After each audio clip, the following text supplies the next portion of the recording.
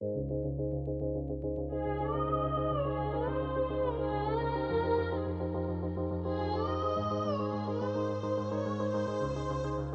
deux, trois, boom. Hugh Hendry, the acid capitalist, seeking therapy in life, seeking direction, seeking remedies, and coming the Central Park of Wall Street, the Central Park.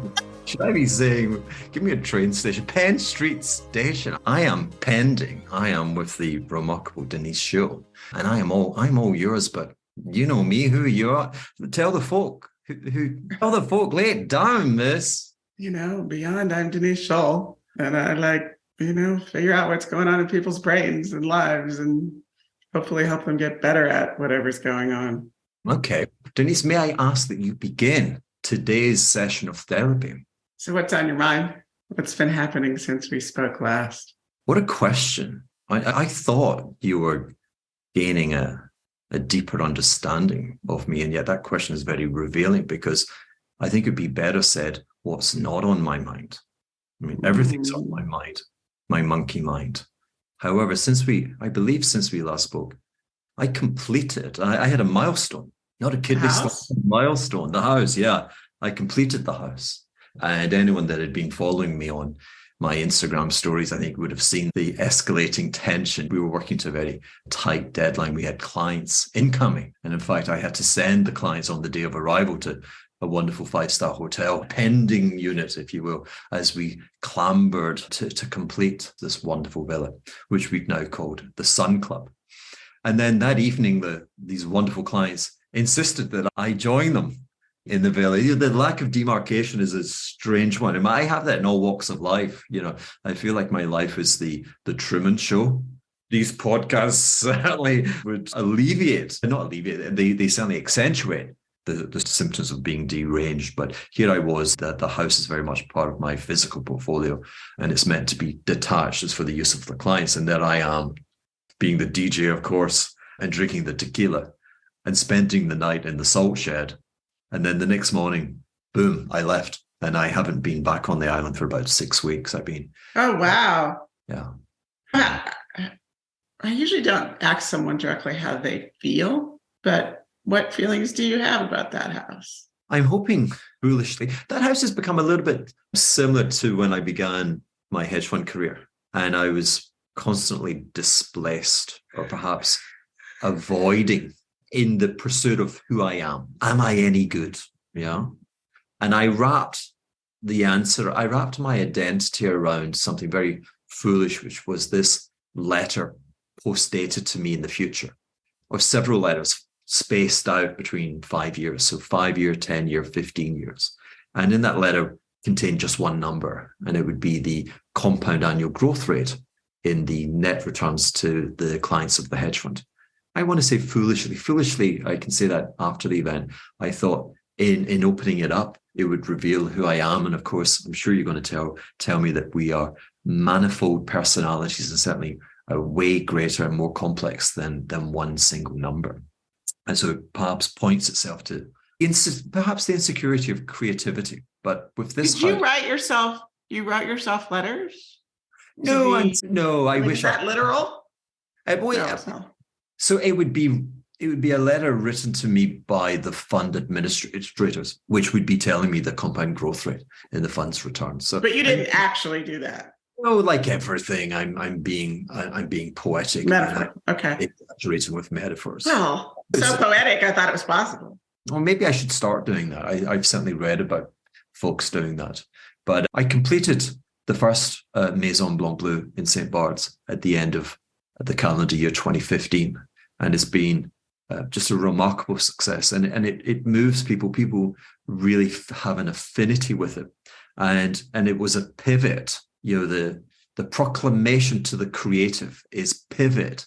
Don't just remain in a single channel. And so I found that I was able to lend my imagination to architectural and design features, which came to the fore with this house. And so the question with the second was, anyone can be lucky, but once you start, do it again.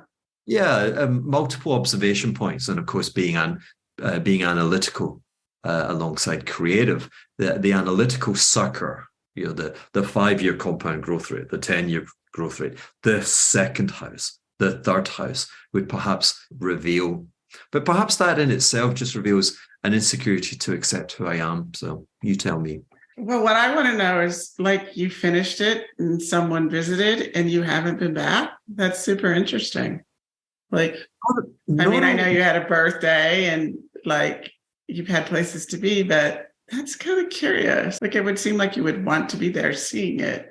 Well, not only that, but, we began this series of investigations, this diving deep into the murky mind of myself, with this revelation that my life was in flux, that I found myself divorcing from a lifetime partner. Mm-hmm. And that's progressing. And I've gone from peak agony and confusion, and I've come to understand the kind of teachings of the Buddha. I've come to free myself from the slavery of a belief in permanent outcomes. So I want to say I'm wiser.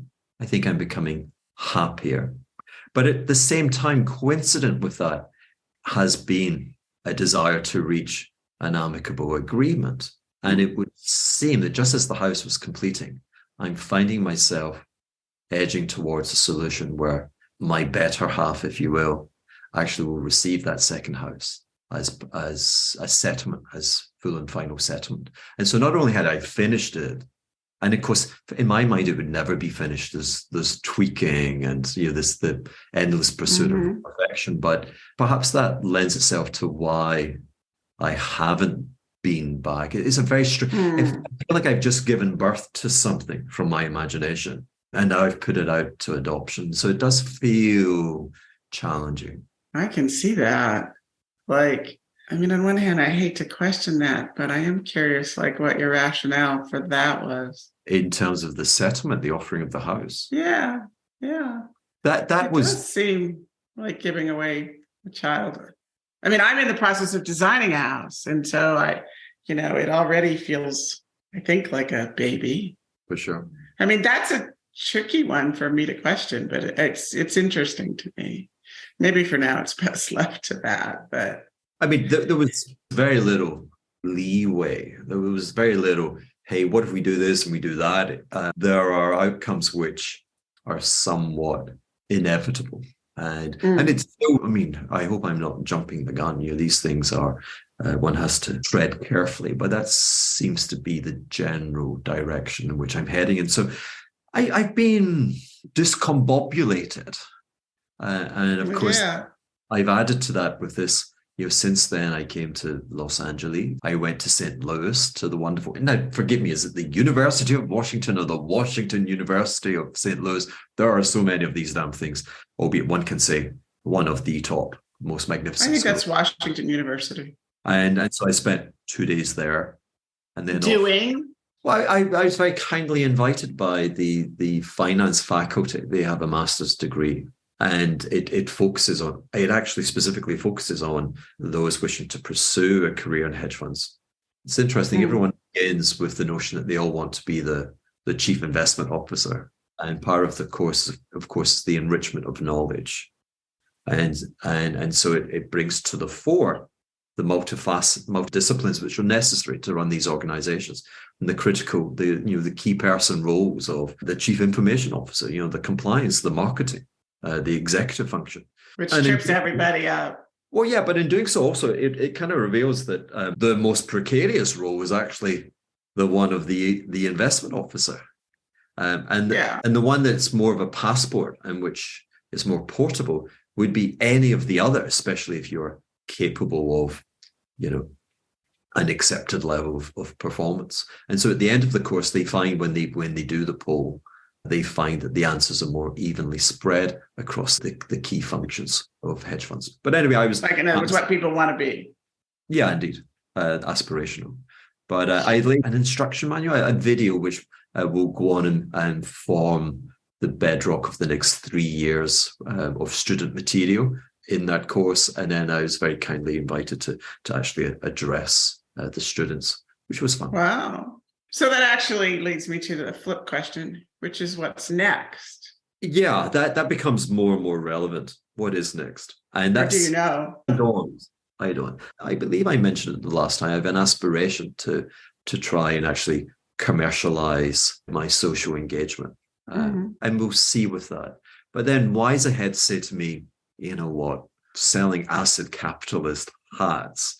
You got to, even at the preposterous $100 that I insist on selling my hats. And please, people, if you're watching, acidcap.com, be preposterous, make bold statements. Believe me, when I walk down the streets, people stop me. When I go onto aircraft, people stop and they compliment and they want to know the story of acid capitalism.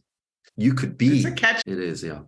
I have to commit actually sometime next week to the manifesto. I've got to put 3 pages down on terms of what it represents, apart from just being a catchy name. Says who? It says my book agent again. Oh. The steps that we make with regard to commercialization, and anyone watching this will be going, "Oh my God, are we talking about the book again?" You know, a book or some version of the book has been written now for the last 2 years. It was written 2 years ago, and I'm still trying to get it out there. Such are the travails. They're tricky projects. It's a tricky project. I just turned down an offer and yeah, reworking it. They're tricky projects. What kind of mood are you in? I've got to get back to St. Bart's. Yeah, I'm surprised you could stay away this long. Well, I have to, actually, as a part of life re-engineering. It's glorious and wonderful, but first of all, it's a fantasy island. So, you know, red flag. There's a degree of I have to kind of hide and seek shelter there. I could be drinking every day and entertaining the many wonderful people who come on vacation. But that's not a life I would choose. Yeah. And it's preposterously small, and therefore one has to I have to be in, I'm going to say sensible, real places, and then you're going to come back and say West Hollywood. Well, I sort of get the relative, sensitive, real vis-a-vis St. Bart. So there's that. So have a little of that living in Park City, but talking of which, I believe I had a DMT experience without the DMT. And tell us. It was remarkable, and it was a remarkable assault on my rational mind. Oh, good. And I'm now we're getting somewhere. Yeah. Forgive me if I've been boring you. You could never be boring, but you know, that made me want to ask you, which I don't think I have, is do you dream and do you remember your dreams ever?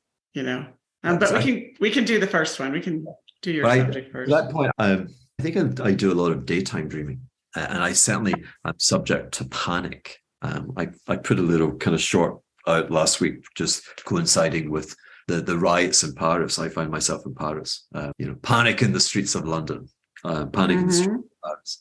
And I certainly do have moments where I feel kind of overwhelmed. Again, I don't know if I invite these moments on, but it made me, I have a curious mind. It made me curious to pursue things.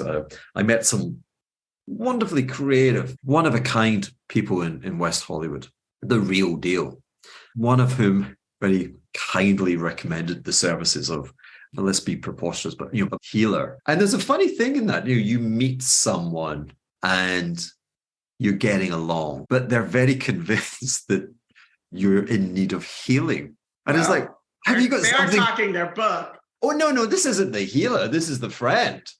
And it's like, lady, we just met and you're sending me to get healed. I mean, this is something I should know. So, I found that amusing. Well, people always tell you to do the thing that they would do. Yeah, join my club. It's amazing how if you ask for advice, the advice you get will be the thing the person would do. They don't think about you and your circumstances generally. But in any event, the DMT experience, non-experience, what was that? Okay, so we got to figure out where you are actually. Now I'm curious about the Buddha meditation breath work. So it all comes together with this. So I met to keep the Smiths reference, a most charming man. And the intervention was remarkably modest. It's funny, actually, he challenged me initially by saying, so how much are you worth? And that fried my mind. These are not questions I would entertain. He had no interest in my net worth. It was more the challenge, and I guess it was more his ability to observe my discomfort, if you will. It's a very provocative question. Yeah. And of course, with all of these alternatives, I'm very aware that, I mean, I go very open, and therefore I'm offering big revelations as to who I am already. Because I'm like, listen, I'm not here to fight it. I'm here to learn. I'm here for an experience. So let's just cut to the chase. Hugh Hendry, as a capitalist, same boss, getting divorced, living my life in a Benjamin Button state, which is to say in reverse. Let's discuss. And the intervention was modest. And I really can't emphasize enough the word modest in terms of breathing. I think we're all familiar now with practitioners such as Wim Hof, the Dutchman who seems to be able to endure great extremes of cold and endurance. And I was asked to breathe with my mouth in and out of the mouth, but no more than 5 times. And then on the final occasion, I was sitting on a chair and I was probably kind of pushed back a little bit. And I was holding the breath and my neck was tapped. And that's all. And then was there chanting? Were there incantations? Maybe, but I went into it very familiar with the tragedy of the late 1960s, where we were making great gains as a society in the treatment of mental distress using hallucinogenic drugs, and how that was actually abolished. It was outlawed by the federal government. And I was familiar with a body of work which had sought to use breathing techniques to overwhelm. I'm guessing you're overwhelming. Is it, what do you call it? The prefrontal cortex? Maybe. I mean, yes, there is a part of your brain that many people will refer to as the prefrontal cortex. I think that the latest neuroscience is that really those sections of the brain aren't all that significant relatively, that we're always using all parts of our brain. I mean, they've showed that children who literally have only brain stems, so you would think they're, vegetable-like, have a lot of emotion. You're like, how could that be? Because it's supposed to be in a higher order of the brain. But the science isn't really all that far along on like which part of the brain really does what, despite all the research you will see saying it. Except to say that we're mostly using all of our brain all of the time. It'd be interesting to see yours in an MRI machine, because it's about the connections and how people have different connections between different parts and different pathways that light up with different types of subject matters. But I don't know if I've told you this, that the real thing, the cornerstone now of human perception and judgment is predicting a future feeling. You're always predicting a future feeling. And at its core, it's safe or not safe, but then it gets more nuanced than safe or not safe. And what are all the symbols in our world for safe or not safe? Actual capital, social, reputation. I'm always anticipating the worst. Yeah, well, you were trained for that, for one. Oh, by the way, our expectations are primarily based on our past experience, and our first 10, 15 years of life is the most, in the weighted average of past experience, most heavily weighted. Well, that has resonance. So I had previous experience, which was very much to that. And so, which was very much to aggressive breathing intervention. And there's a whole industry growing up around this. It's like the emergence of yoga, commercialized yoga for members of the community, to make a modest income. And they're switching now to breathing. Andrew Huberman, Stanford, who, he's not the be all and end all, but he has a really great podcast about all of these physical modalities. And now he's quoting a study that's saying 5 minutes of good breath work, to be defined, is more effective than meditation. I heard that, and I've been adding that to my meditation. I'm doing 10 minutes of meditation and 5 minutes of breath work. And then there's that book that came out like 3 years ago called Breath by James Nestor. And he shows how it affects all parts of your body, and you can affect disease and these crazy things where people breathing different have cured serious disease. Well, I previously consulted via Zoom with a chap in Brazil, and it was expensive. It was $1,500. And I thought, per session, I guess, per hour. Maybe it's just the Scottishness in me, my short arms and my deep pockets, as they say. And I remember I was thinking of cancelling it. And I was talking to a girlfriend, and she said, imagine you cancel it and it's the real deal and it really changes your life. So, such as the USP of such experiences. So I went ahead with it. But so what I can say is that, over the course of maybe it was 30, 35 minutes of, very exertive breathing, which is distressful, that you do knock out parts of the cortex or whatever. You're not so much conscious of your circumstances and whatever's on your mind. And that itself opens up, I thought, something very fascinating, because it's the notion of who we think we are is not necessarily what everyone else is receiving. I've always come into conflict with that. And in my real life therapy, we're really working on trying to work out what happens, because I'm sending messages and they're being received very differently from the intention of my initial, release. Can you give me an example? Oh, if we go way back to my hedge fund time, I remember having the head of our marketing, a lovely lady, for dinner. And maybe I was relaxing and I was and I was saying, you know what, I look at the office, I think perhaps I must be, if not the most popular person, perhaps one of. I get down with the team. We talk about soccer. I don't have any airs and graces. And it just caught her off guard, and I think she was drinking soup. It was one of those messy table encounters. She's like, "Oh my God, how can you be so deluded?" But was it deluded? Wasn't it just something? Wasn't it just something that someone typically wouldn't say? I mean, I can totally see how that would be true. That you would be sort of the life of the party in an office. It's hard to imagine you not being the life of the party anywhere you are, let alone a finance office. Remember, at the same time, Denise, keep in mind that I have moments of great extrovertism, but I think actually in my life they're balanced out by very much the inverse of that, where I swallow up and I just can't bear to be out. I mean, when I was young, I can recall going into Glasgow city centre with a mission to purchase some clothing or something, and getting to the shop front door and turning back. I could cross the threshold. To this day, I still don't fully understand what was so jarring. And I'd go home feeling a complete failure. So these are kind of the opposite. And I did read somewhere that actually the band separating introverted and extrovert is so tight that maybe you can, there's an oscillation naturally that takes you. Yeah. I mean, I'm not so. If it's a label, if it's a classic label, I'm suspect. Because it's even how I ask you, sort of what mood are you in these days? It's so context driven. I think it's interesting, though. I still don't really know what's on your mind. Here we are on March 29th. You've been talking about things you've been doing. Do you feel good or bad, generally speaking, this week?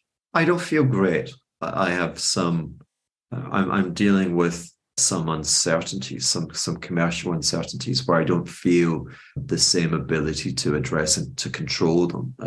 I'm feeling perhaps that I'm actually, for the first time, vulnerable in some aspects of where I am, and I'm not enjoying that vulnerability. I don't seem as lighthearted as normal. I know you're never really lighthearted, but you're often more, I don't know, I'm not sure how to pronounce it. You would know, it's French, isn't it? Souciant? What do you want to say? S-O-U-S. Yeah, I mean, souci is a sort of... Souci is to worry, so souci would be someone gripped with... So you are that, backwards. I am that, So exactly what is the worst case in each scenario? And in doing that, we'd get some gradation of reality. To say you're concerned about some commercial aspects of your life, is that, can you put that a different way? Because I don't want to put words in your mouth. Yeah. So again, I do offer transparency, or I attempt to offer transparency with these things. One of my sole commercial activity just now is, leveraged real estate development. And I am very much a risk taker. And I really put everything out there to deliver this second house. And of course, it coincided with this awful pandemic, supply shortage, price inferno to the upside. And so budgeting really got trashed. We've delivered something beautiful, but at the expense of additional financial outlay.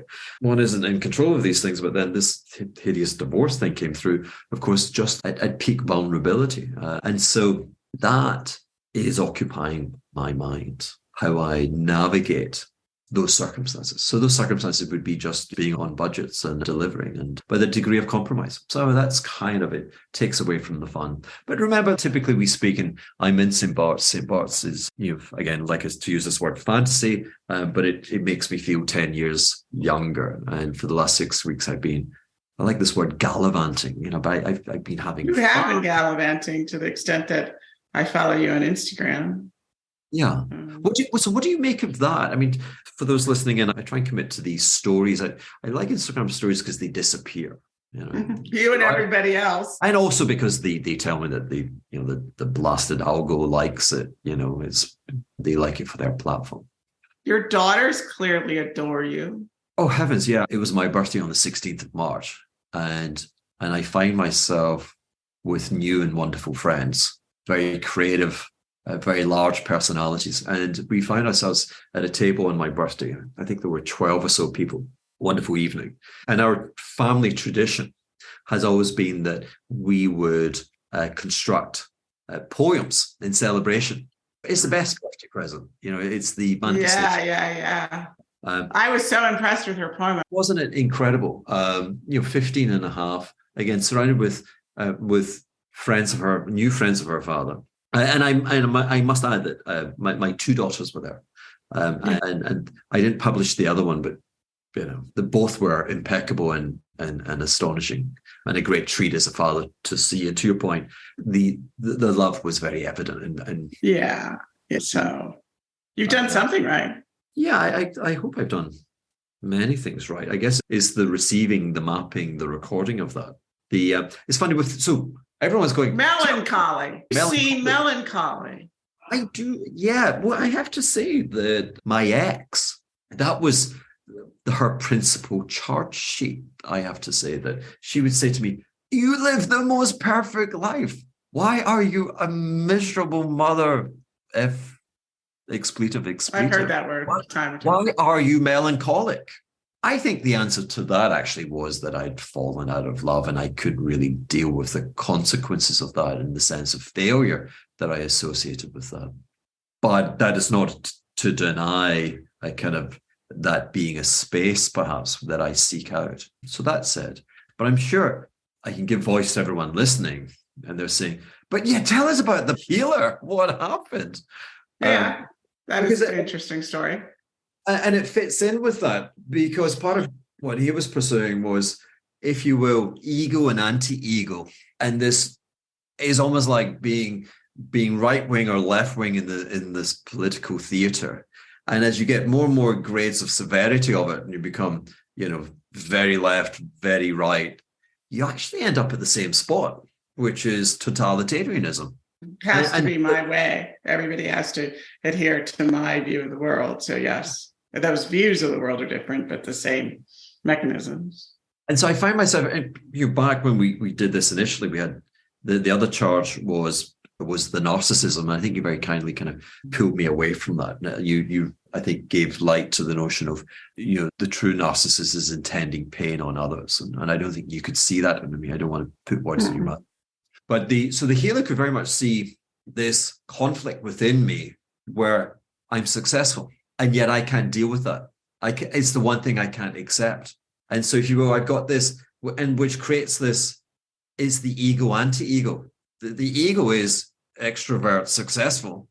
And the anti-ego is trying to draw it in, pull it in, control it. It's kind of attributing a lot of those characteristics negatively. But they end up taking you to the same place, which seem to be, he's like, for sure your ex-wife. Of course she thinks you're an ass. You end up being an ass. I don't know. Does she still think that? I don't know. I'm really, yeah. I don't know. I know there's still a lot of pain. But anyway, so after the tapping with the healer, I did space-time travel. I felt like it was a matrix escaping. What seemed to happen, Denise, was the mind had been shut the control function of the mind, that mind that kind of engages like, this is who I am, this is the external world, and we have an interface. That was, and I think that's why I mentioned DMT. DMT is what is the chemical compound found in the ayahuasca and all of these where people are seeking these kind of spiritual trips. Those of you who are not patrons, your ride is over. Compound. This was to see the rest of this video, join the tribe and subscribe at patreon.com/Hugh Hendry. Patrons, brace yourself and please keep your hands and feet in the vehicle at all times. Thank you, and now back to our normal programming.